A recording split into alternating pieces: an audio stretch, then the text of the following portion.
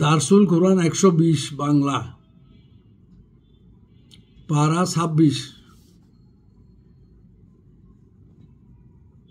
সূরা ফাতহ বিজয় 48 নম্বর সূরা মাদানী সূরা মোট আয়াত 29 মোট রুকু 4 আজ রবিবার 24 নভেম্বর 2024 আলোচ্য আয়াত 1 থেকে 17 উপস্থাপনায় অধ্যাপক মোহাম্মদ আবু সাদেক বাংলাদেশ দেশ ও বিদেশে অবস্থানরত আমার ভাই ও বোনেরা আসসালামু আলাইকুম ওয়া রাহমাতুল্লাহি ওয়া বারাকাতুহু আলহামদুলিল্লাহি ওয়া সালামুন আলা ইবাদিহিল্লাযিনা ইসতাফা আউযু বিল্লাহি মিনাশ শাইতানির রাজীম বিসমিল্লাহির রহমানির রহিম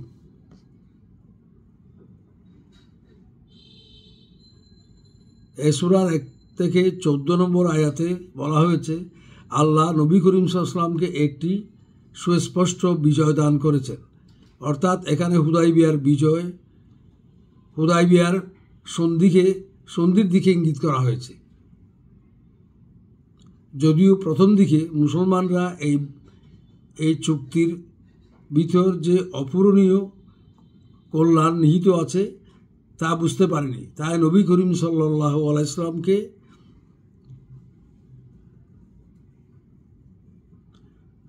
ওয়াসাল্লাম তাদেরকে বুঝিয়ে দিয়েছেন যে এই সন্ধির মাধ্যমে তোমরা মক্কার প্রবেশের অনুমতি পেয়েছ এবং তোমরা একটি আলাদা জাতিসত্তার স্বীকৃতি পেয়েছ। মক্কা বিজয়কে অনেকে প্রধান বিজয় মনে করলেও এই বিজয়ের সূচনা হয়েছিল হুদাইবিয়ার সন্ধির মাধ্যমে। রাসূল করিম সাল্লাল্লাহু আলাইহি ওয়াসাল্লামকে উদ্দেশ্য করে বলা হয়েছে তার আগের পরের সব ত্রুটি বিচ্যুতি মাফ করে দেওয়া হয়েছে। এর দ্বারা রাসূল করিম সাল্লাল্লাহু আলাইহি ওয়াসাল্লামের ব্যক্তিগত দুষ্ত্রুটির বোঝালেও এখানে যে প্রেক্ষাপটে এর উল্লেখ করা হয়েছে তা রাসূল করিম সাল্লাল্লাহু আলাইহি ওয়াসাল্লাম যে জনসমষ্টি নিয়ে একটি মহান মতাদর্শ প্রতিষ্ঠায় গত 19 বছর ধরে চেষ্টা সাধনায় লিপ্ত ছিলেন তার সাফল্য এত বিলম্বিত হওয়ার জন্যে তাদের মানবীয় দুর্বলতা অনেক সময়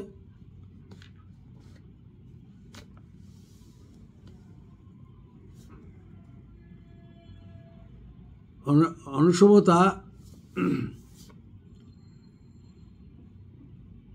মানবীয় দুর্বলতার কারণে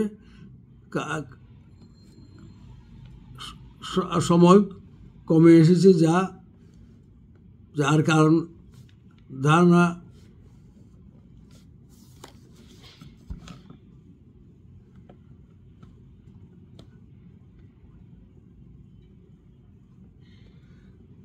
মানবীয় দুর্বলতার কারণে এই সমস্ত বিজয় বিলম্বিত হওয়ার কারণ অনেকের কাছে ধরা পড়ে না, কিন্তু সবই আল্লাহর কাছে স্পষ্ট। তোমাদের কাঙ্ক্ষিত সাফল্য আরও অনেক বিলম্বে আসত, কিন্তু তিনি দয়া করে হুদাইবিয়ার সন্ধির মাধ্যমে অর্জিত করে তা ত্বরান্বিত করে দিয়েছেন। নবী করিম সাল্লাল্লাহু আলাইহি ওয়াসাল্লামের আগের পরের সব দুষ্ত্রুটি মাফ করে দেওয়ার আরেকটি দিক হচ্ছে কোনো মতাদর্শ প্রতিষ্ঠার আন্দোলনরত কওমের সাফল্য ও ব্যর্থতা তার দলের নেতার সাফল্য ব্যর্থতা বলে বিবেচিত হয়। তবু এই ঘোষণায় রাসূল করিম সাল্লাল্লাহু আলাইহি ওয়াসাল্লামের ব্যক্তিগত জীবনের পুরোপুরি প্রযোজ্য। তাই অনেক সাহাবা তাকে জিজ্ঞাসা করতেন, আপনার আগের পরের সব গুনাহ খাতা মাফ করে দেওয়া হয়েছে, তবু আপনি কেন ইবাদত নিয়ে এত কষ্ট স্বীকার করেন? তখন তার উত্তরে তিনি বলেছিলেন, আল্লাহ আমাকে অসীম রহমত করেছেন, তাই বলি কি আমি তার একান্ত অনুগত বান্দা হব না? বুখারী মুসলিমে উল্লেখ রয়েছে। এখানে নিয়ামতের পূর্ণতা বিধান করার তাৎপর্য হচ্ছে মুসলমানরা নবী করিম সাল্লাল্লাহু আলাইহি ওয়াসাল্লাম ও আল কোরআনের মাধ্যমে ইসলামী জীবন আদর্শ পেয়েছিলেন, তা নির্ভয়ে পালন ও কার্যকরী করার জন্য একটি ইসলামী রাষ্ট্র প্রতিষ্ঠার প্রয়োজন ছিল। এতদিন মুসলমানরা একটি পলাতক বিদ্রোহী দল বলে বিবেচিত হতো, কিন্তু হুদায়বিয়ার সন্ধির ফলে কুরাইশরা মুসলমানদের একটি স্বতন্ত্র জাতিসত্তা ও ইসলামকে একটি স্বতন্ত্র ধর্ম বলে স্বীকার করেছিল এবং তাদেরকে তাদের অধিকৃত ভূখণ্ডে তাদের সার্বভৌমত্ব স্বীকার করে নিয়েছিল এবং এর মাধ্যমে মদিনার হিজরতের পর প্রতিষ্ঠিত রাষ্ট্রটির পূর্ণাঙ্গ ও সার্বভৌম ইসলামী রাষ্ট্রের স্বীকৃতি লাভ করেছিল। এটি সম্ভব হয়েছিল হুদায়বিয়ার সন্ধির স্বাক্ষরের মাধ্যমে। তাই আল্লাহ এটিকে নেয়ামতের পূর্ণতা বিধান বলে উল্লেখ করেছেন। এখানে রাসূল করিম সাল্লাল্লাহু আলাইহি ওয়াসাল্লামকে সরল, সঠিক ও নির্ভুল পথের দেখার তাৎপর্য হচ্ছে তাকে বিজয় ও সাফল্যের পথ দেখানো, অর্থাৎ এই সন্ধির পর তিনি সমস্ত বিরুদ্ধ প্রতিবন্ধক শক্তিকে একের পর এক পরাজিত করতে সক্ষম হয়েছিলেন, যা মক্কা বিজয়ের মাধ্যমে পূর্ণতা লাভ করেছিল। এখানে রাসূল করিম সাল্লাল্লাহু আলাইহি ওয়াসাল্লামকে শক্তিশালী সাহায্য দান করেন বলতে সন্ধির মাধ্যমে আল্লাহ তাকে এমন সাহায্য দান করেছেন যা অনেকে পরাজয় মনে করলেও প্রকারান্তরে তা মুসলমানদের বিজয় এনে দিয়েছিল। এটি একটি অনন্য সাধারণ সাহায্যের পন্থা। এখানে সাকিনা বলতে মনের প্রশান্তি বা আল্লাহ হুদায়বিয়ার সন্ধির সময় মুসলমানদের মনে নাজিল করেছেন, যা তাদের মনের ক্ষোভ ও দুঃখের মধ্যেও রাসূল করিম সাল্লাল্লাহু আলাইহি ওয়াসাল্লামের সার্বক্ষণিক আনুগত্য করে গিয়েছিলেন। বড় কোনো বিপর্যয় হয়নি, অন্যথায় এই বিজয় পরাজয়ে পরিণত হতে পারত। কিন্তু সাহাবা রাদিয়াল্লাহু আজমাইনকে আল্লাহ প্রশান্তি বা স্থিতি বা সাকিনা দান করা তা হয়নি। ইমানের উপর ইমান বৃদ্ধি পাওয়ার তাৎপর্য হচ্ছে সাহাবা রাদিয়াল্লাহু আজমাইন যে ইমান নিয়ে উমরা করতে গিয়েছিলেন, এই সন্ধির পর তা আরও অনেক গুণ বৃদ্ধি পায়, কারণ তারা তাদের মনের ক্ষোভের দুঃখের ভিতর ও তারা নবী করিম সাল্লাল্লাহু আলাইহি ওয়াসাল্লামের প্রতি ঐকান্তিক আনুগত্য ও আল্লাহর প্রতি আনুগত্য প্রদর্শন করেছিল। এ আয়াতে বলা হয়েছে মানুষের ইমান কোনো নিষ্ক্রিয় বা নিশ্চল বিষয় নয়, বরং ভালো বা মন্দ কর্মের ফলে তা হ্রাস বৃদ্ধি পায়। তাই আল্লাহ তাআলা সূরা আনফালের 2 নম্বর আয়াতে ইরশাদ করেছেন, বিসমিল্লাহির রহমানির রহিম, ইন্নামাল মুমিনুনা আল্লাযীনা ইযা যুকিরাল্লাহু ওয়াজিলাত কুলুবুহুম ওয়া ইযা তুলিয়াত আলাইহিম আয়াতুহু জাদাতহুম ঈমানান ওয়া আলা রাব্বিহিম ইয়াতাওয়াক্কালুন। ইরশাদ হচ্ছে, ওরাই সত্যিকারের ঈমানদার, যাদের সামনে আল্লাহর নাম উচ্চারিত হলে তাদের হৃদয় কেঁপে ওঠে, আর তাদেরকে কোরআন শোনানো হলে তাদের ঈমান বৃদ্ধি পায়। তারা সবসময় আল্লাহর উপর নির্ভর করে থাকে। তাই রাসূল করিম সাল্লাল্লাহু আলাইহি ওয়াসাল্লাম বলেছেন, কোনো ব্যক্তি প্রথম জীবনে ঈমানদার কিন্তু মৃত্যুর সময় বেঈমান অবস্থায় মৃত্যুবরণ করে। আবার অনেক লোক সারা জীবন বেঈমান থাকে, কিন্তু মৃত্যুর সময় ঈমানের সাথে তার মৃত্যু হয়। আবার অনেকে প্রথম দিকে ঈমানদার মধ্য জীবনে কাফের ও শেষ জীবনে আবার ঈমানদার হয়ে থাকে, এরকমও হয়। তাই আমাদের সবসময় আল্লাহর কাছে কাতর প্রার্থনা করা উচিত যাতে কলেমা তৈবা পড়তে পড়তে আমাদের মৃত্যু হয়। আল্লাহর নিকট বিরাট সেনাবাহিনী রয়েছে, যা দিয়ে যে কোনো সময় যে কাউকে আল্লাহ শাস্তি দিতে পারেন। এ বিশ্বের সব কিছু ও প্রাণীর সব অঙ্গ প্রত্যঙ্গ সবই আল্লাহর হুকুমের অধীন। জলবায়ু, ভূমি, আকাশ সব কিছু আমাদের জন্যে আশীর্বাদ, কিন্তু এগুলো আল্লাহর হুকুমে বুমেরাং হয়ে আসতে পারে। যে কোনো গুরুত্বপূর্ণ অঙ্গ প্রত্যঙ্গ রোগাক্রান্ত হয়ে মৃত্যুর কারণ হয়ে দাঁড়াতে পারে।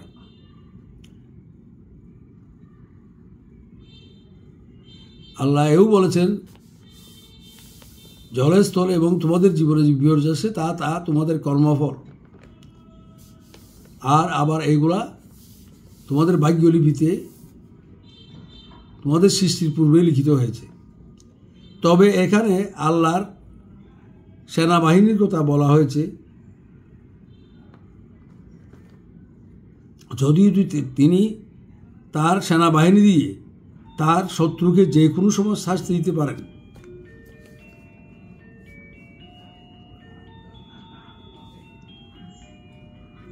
শাস্তি দিতে পারলেও ইসলাম ও মুমিনদের শত্রুদের মোকাবেলায় নিজেদের তার প্রতি আনুগত্যের পরাকাষ্ঠা দেখাতে হবে। কারণ তোমাদের শত্রুরাও মানুষ, তারা কোনো মহৎ কিছুর আশা করে না, তবু তারা যদি কষ্ট স্বীকার করতে মৃত্যু বরণ করতে পারে, তাহলে তোমরা আল্লাহর সন্তুষ্টি এবং চিরযৌবন চির বসন্ত সজ্জিত জান্নাত লাভের আশায় তোমরা কেন জীবনের ঝুঁকি নিতে পারবে না? তাই আল্লাহ তাআলা বলেছেন সূরা আনকাবুতের 2 নম্বর আয়াতে, বিসমিল্লাহির রহমানির রহিম, হাসিবুন নাসু আইয়ুতরাকু আইয়াকুলু আমান্না হুম লা ইফতানুন ওয়ালাকাদ ফাতান্নাল লাযিনা মিন ক্বাবলিহিম ওয়ালা ইয়ালামান্নাল্লাহুল লাযিনা সাদাকু ওয়ালা ইয়ালামাল লাযিনা সাদাকু ওয়ালা ইয়ালামান্নাল কাযিবিন। অর্থাৎ আল্লাহ তাআলা বলছেন, মানুষ কি মনে করে যে তারা কলমার ঘোষণা দিলে তাদেরকে জান্নাতের সার্টিফিকেট দিয়ে দেওয়া হবে, তাদেরকে পরীক্ষা করা হবে না? আমি আগের সব মানুষকে পরীক্ষা করেছি। আল্লাহ অবশ্যই দেখে নেবেন কারা সত্যিকারের ইমানদার আর কারা ভণ্ড। আল্লাহ রসুল সাহাবীদেরকে বদর যুদ্ধ, হুদের যুদ্ধ, খন্দকের যুদ্ধ, হিজরত ইত্যাদির মাধ্যমে তাদের ইমানের পরাকাষ্ঠা দেখাতে হয়েছে। এই জন্য আল্লাহ তাআলা আরও বলেছেন,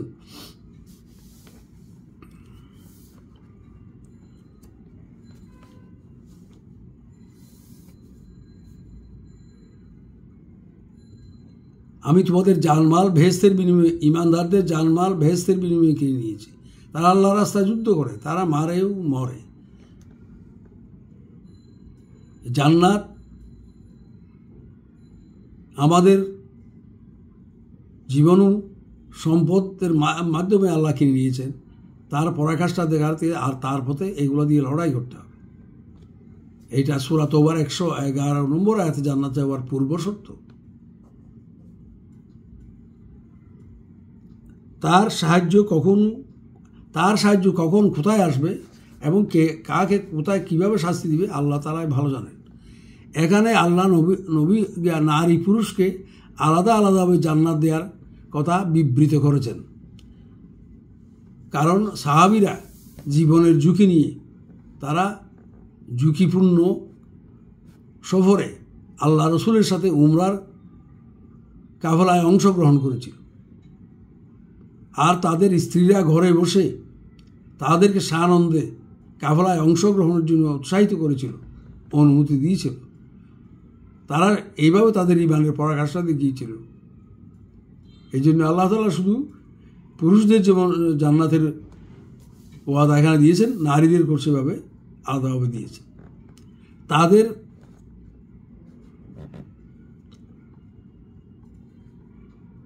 তাদের দুষ্ট্রুটি ক্ষমা করে দেবেন বলাতে আল্লাহ তাআলা তাদেরকে জান্নাতে দেওয়ার আগে তাদের দুষ্ট্রুটি ক্ষমা করে দিবেন, যাতে তারা ওই সময় পরকালে লজ্জিত না হয়।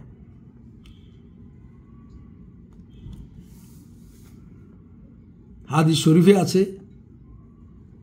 জান্নাতীদের জান্নাতে প্রবেশ করার পূর্বে জান্নাতের সরোবরে গোসল করিয়ে তাদেরকে পূর্ণ যৌবন উদ্দীপ্ত যুবক হিসাবে এবং নারীদেরকেও যৌবন উদ্দীপ্ত সুন্দরী লাস্যময়ী সমবয়স্ক নারী হিসাবে কনের বেশে সাজিয়ে দেওয়া হবে এবং পুরুষদেরকে বরের বেশে সাজিয়ে জান্নাতে প্রবেশ করানো হবে। তাদের অন্তরে কোনো কালিমা থাকবে না। কাফের মুনাফিকদের জন্য জাহান্নামকে পূর্ণমাত্রায় প্রজ্বলিত করে রাখা হবে, কারণ মদিনার কাফেররা মনে করেছিল নবী করিম সাল্লাল্লাহু আলাইহি ওয়াসাল্লাম ও তার সঙ্গী সাথীদেরকে মক্কায় প্রবেশ করতে না দিয়ে অপমানিত করবেন।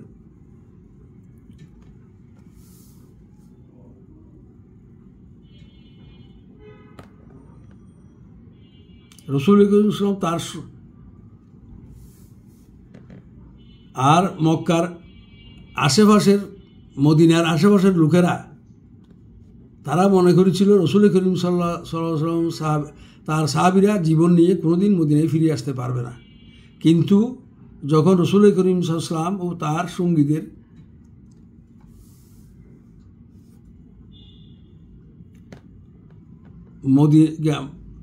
মদিনায় বিজয়ী বেশে প্রবেশ করতে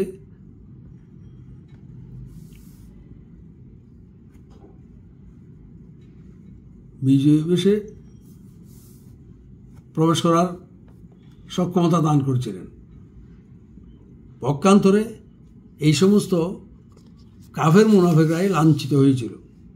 এখানে আল্লাহর সেনাবাহিনীও তার ক্ষমতার পুনরাবৃত্তি করার তাৎপর্য হচ্ছে শেষ পর্যন্ত আল্লাহর ইচ্ছাই বাস্তবায়িত হয়। আল্লাহর ইচ্ছাই মুসলমানরা সেদিন বিজয়ী বেশে ফিরে আসে। সব কিছু আল্লাহর ইচ্ছাতেই সংগঠিত হয়, কারো ইচ্ছা অনিচ্ছার উপর নির্ভর করে না। রাসূল করিম সাল্লাল্লাহু আলাইহি ওয়াসাল্লামকে সাক্ষ্যদাতা, সুসংবাদদাতা ও সতর্ককারী রূপে পাঠানো হয়েছে বলে এখানে উল্লেখ করা হয়েছে। প্রথমত তাকে সত্যের সাক্ষ্যদাতা হিসাবে পাঠানো হয়েছে, অর্থাৎ তিনি মানব জাতির জন্যে সত্যের সাক্ষী। আর সত্য হচ্ছে আল কোরআন, সত্য হচ্ছে ইসলাম। তৃতীয়ত তিনি সুসংবাদদাতা, অর্থাৎ তিনি মানব জাতিকে জানিয়ে দিবেন যে কোন কোন কাজ করলে তারা আল্লাহর সন্তুষ্টি অর্জন করতে পারবেন ও জান্নাতে প্রবেশ করতে পারবেন। তৃতীয়ত তিনি মানব জাতিকে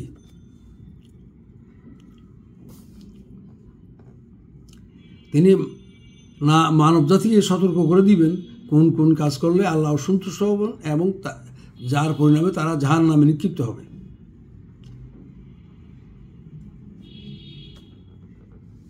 সুতরাং হে মানব মণ্ডলী, তোমরা আল্লাহ তার রসুলের প্রতি ঈমান আনো আর রসুল করিম সাল্লাল্লাহু আলাইহি ওয়াসাল্লামকে সমর্থন ও শক্তি যোগাও আর তাকে সম্মান ও মর্যাদা দাও। সাথে সাথে সকাল বিকাল তোমরা আল্লাহর জিকির করো ও পবিত্রতা বর্ণনা করো। এখানে হুদাইবিয়া হযরত উসমান রাদিয়াল্লাহু আনহুর শাহাদাতের সংবাদ শুনে তারা বদলা নেওয়ার জন্যে রাসূল করিম সাল্লাল্লাহু আলাইহি ওয়াসাল্লামের আহ্বানে তার হাতের উপর হাত রেখে বায়াত করেছিল আমৃত্যু তারা যুদ্ধ করবে। এই বায়াতের প্রতি এখানে ইঙ্গিত করা হয়েছে। এই বায়াত যদিও রাসূল করিম সাল্লাল্লাহু আলাইহি ওয়াসাল্লামের হাতের উপর হাত রেখে করা হয়েছিল, সেখানে আল্লাহ তাআলা এখানে বলছেন যে তোমাদের হাতের উপর আল্লাহর হাত ছিল, অর্থাৎ এই বায়াত রসুল করিম সাল্লামের সাথে করা হলে বাহ্যত, কিন্তু আসলে সেটা আল্লাহর সাথে করা হয়েছে বলে আল্লাহ সার্টিফাই করেছে। তাই আল্লাহ সতর্ক করে দিয়েছেন, যারা এ বায়াত বা শপথ পূর্ণ করবে সে তার ইহকালে পরকালে পূর্ণ দশা পাবে, আর যারা ভঙ্গ করবে তার শাস্তি তাকে পেতে হবে। 11 থেকে 17 নম্বর আয়াতে বলা হয়েছে, মদিনার আশেপাশে গ্রাম্য লোকেরা কি ছলচাতুরি করবে। যখন নবী করিম সাল্লাল্লাহু আলাইহি ওয়াসাল্লাম উমরা যাওয়ার প্রাককালে আশেপাশের আরব বুদ্ধদেরকেও কাফেলায় অংশগ্রহণের জন্য আহ্বান জানানো হয়েছিল, কিন্তু এ সমস্ত লোক যাত্রার ঝুঁকি মনে করে কাফেলায় অংশ নিতে অস্বীকার করেছিল। তারা মনে করেছিল রসুল করিম সাল্লাল্লাহু আলাইহি ওয়াসাল্লাম ও সাহাবারা কোনোদিন প্রাণ নিয়ে মদিনায় ফিরে আসতে পারবে না। তাই তারা মনে মনে আত্মপ্রসাদ লাভ করেছিল যে তারা কাফেলায় অংশগ্রহণ না করে বুদ্ধিমানের কাজ করেছিল। কিন্তু রসুল করিম সাল্লাল্লাহু আলাইহি ওয়াসাল্লাম ও তার সঙ্গীরা নিরাপদে বিজয় বেশে মদিনায় ফিরে আসতে দেখতে পেয়ে তারা রসুল করিম সাল্লাল্লাহু আলাইহি ওয়াসাল্লামকে তাদের পরিবারের ও সম্পদ ও সন্তানের নিরাপত্তার কথা বলে তাদের না যাওয়ার পক্ষে খোঁড়া যুক্তি তুলে ধরেছিল এবং তাদের গুনাহের জন্য আল্লাহর কাছে ক্ষমা চাইতে অনুরোধ করবে, এটা আল্লাহ তাআলা বলে আগে জানিয়ে দিয়েছেন। তখন তারা, যেহেতু তাদের অন্তরের অবস্থা আল্লাহ জানেন, তাই আল্লাহ রসুল এই সমস্ত বাটপারদের জন্য ক্ষমা চাওয়া না চাওয়া একই সমান।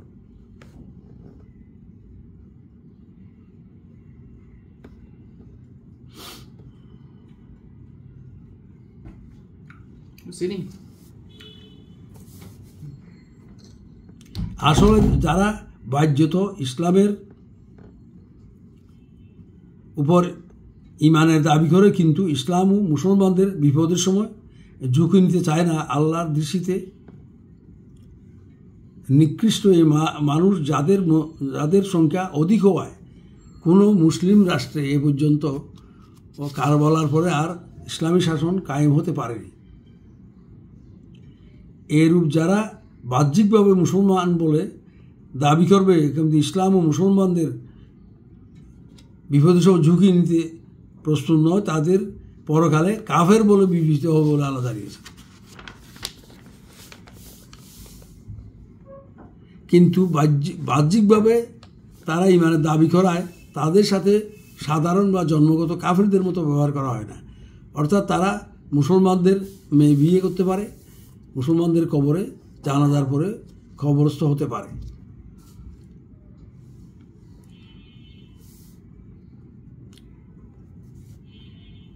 এই জন্য আল্লাহ তাআলা সতর্ক করে দিয়েছেন সূরা নাজিয়ার শেষের দিকে, বিসমিল্লাহির রহমানির রহিম, ফাম্মা মান তাগা ওয়া আসরাল হায়াতুদ দুনিয়া ফাইন্নাল জাহিমা হিয়াল মাওয়া। অর্থাৎ যারা ইসলামের সীমা লঙ্ঘন করেছে এবং পার্থিব জীবনকে প্রাধান্য দিয়েছে তাদের ঠিকানা হচ্ছে জাহান্নাম। তবে এখানে বলা হয়েছে যারা পরবর্তীতে নিজের জীবনের ভুল বুঝে তওবা করবে, সংশোধন করবে ও সৎ পথে আজীবন চলবে, তাদের পরম দয়ালু আল্লাহ ক্ষমা করে দিতে পারেন। এই আশ্বাস বাড়ি দিয়ে আল্লাহ তাআলা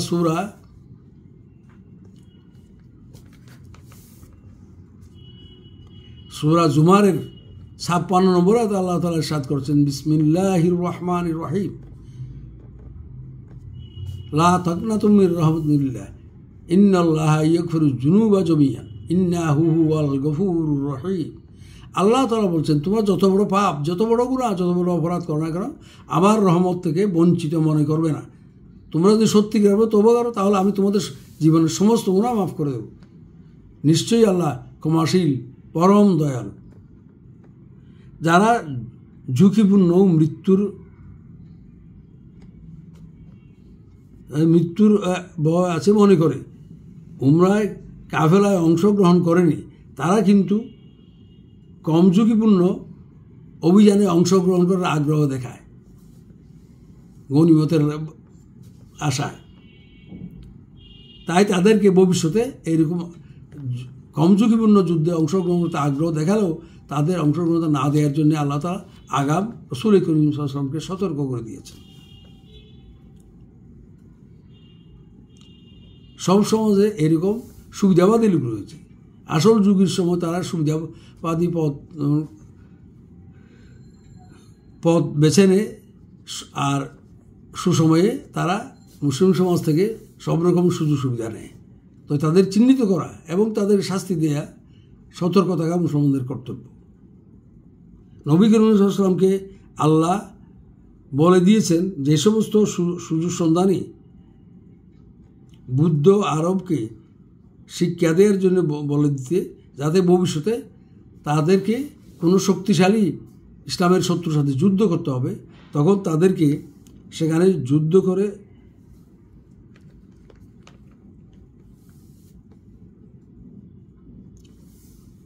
এমনভাবে যুদ্ধ করতে হবে যখন শত্রু বাহিনী ইসলাম গ্রহণ করে অথবা আত্মসমর্পণ করে। এইভাবে তাদেরকে ইমানের পরীক্ষা দিতে হবে।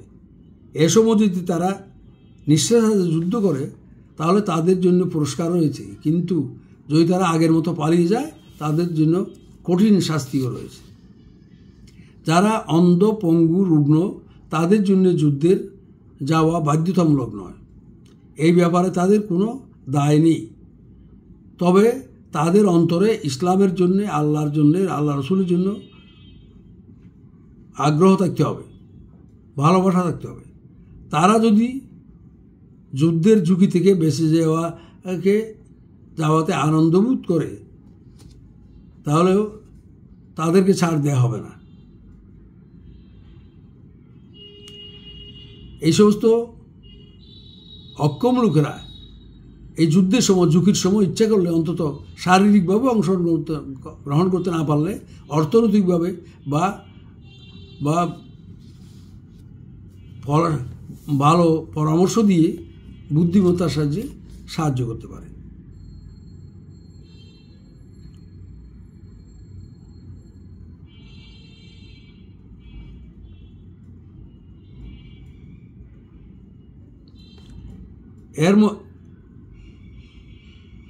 এর জন্য আলেম সমাজও কম দায়ী না। বর্তমানে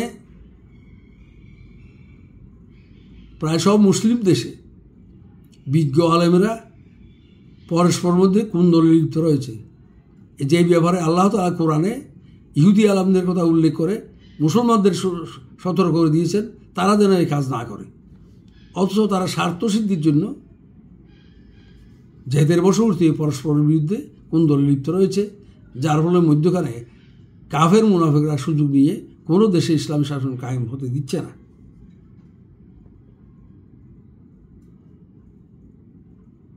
আর অধিকাংশ সুবিধাবাদী আলেম, খতিবেরা নামাজের মধ্যে জিহাদ সম্বলিত আয়াতগুলা তেলাওয়াত করে না। তারা ওয়াজ মাহফিলে জিহাদ সংক্রান্ত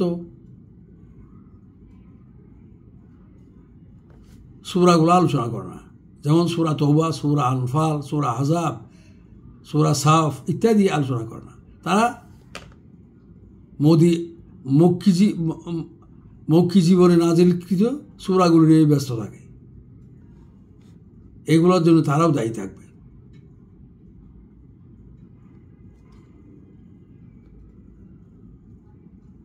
এই জন্য আল্লাহ তাআলা সতর্ক করে দিয়ে সূরা জুমার 5 নম্বর আয়াতে আল্লাহ তাআলা বলেছেন, মাসালুল লাযিনা হুম্মিলুত তাওরাতা সুম্মা আলাহুম মাসালুল লাযিনা হুম্মিলুত তাওরাতা সুম্মা আলাহুম ইহমিলুনা ইসমাইলু আসফারা। আল্লাহ তাআলা সূরা জুমার 5 নম্বর আয়াতে আল্লাহ বলেছেন, এই সমস্ত সুবিধাবাদী আলেমদের উদাহরণ হচ্ছে ওই গর্দবের মতো যারা বইয়ের বোঝা বহন করে। ইহুদি আলেমরা তৌরাত ইনজিল পেয়ে তারা সঠিকভাবে সেটা উপস্থাপন না করে এটাকে তারা দোয়া তাবিজের ব্যবসা করত। আর আজকাল বর্তমানেও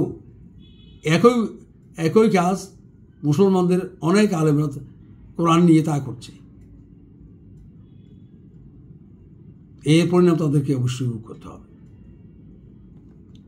পরিশেষে আমি সব মানুষকে আল্লাহর একমাত্র পছন্দনীয় ধর্ম পূর্ণাঙ্গ জীবন অবস্থা ইসলাম গ্রহণ করার জন্য উদাত্ত আহ্বান জানাচ্ছি। আমিন সুম্মা আমিন।